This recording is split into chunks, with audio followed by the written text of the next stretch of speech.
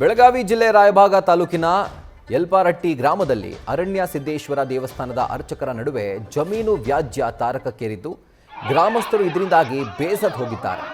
ಕಳೆದ ಹಲವಾರು ವರ್ಷಗಳಿಂದ ಅರ್ಚಕರ ನಡುವೆ ಗಲಾಟೆ ನಡೀತಾನೇ ಇತ್ತು. ಆದರೆ ಈಗ ಕಳೆದ 15 ದಿನಗಳಿಂದ ಎರಡೂ ಕುಟುಂಬಗಳ ನಡುವೆ ಮತ್ತೆ ಗಲಾಟೆ ಶುರುವಾಗಿದೆಯಂತೆ. ವ್ಯಾಜ್ಯ ಇರುವಂತಹ ಗದ್ದೆಯಲ್ಲಿನ ಬೆಳೆ ನಾಶ ಮಾಡಿದ್ದು ಸ್ಥಳಕ್ಕೆ ಅಂಗಡಿ ನಿರ್ಮಾಣಕ್ಕೆ ಬೇಕಾದಂತಹ ವಸ್ತುಗಳನ್ನು ರವಾನೆ ಮಾಡಿದ್ದಾರೆ.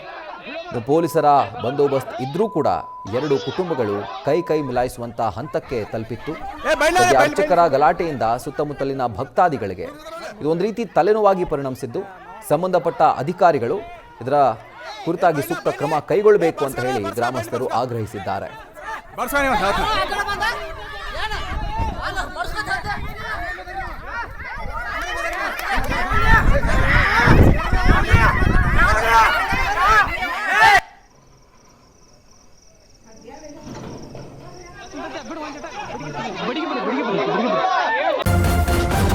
ನ್ಯೂಸ್ ಫಸ್ಟ್ ನಿರ್ಭೀತಿಯಿಂದ ನಿಮ್ಮ ಪರವಾಗಿ.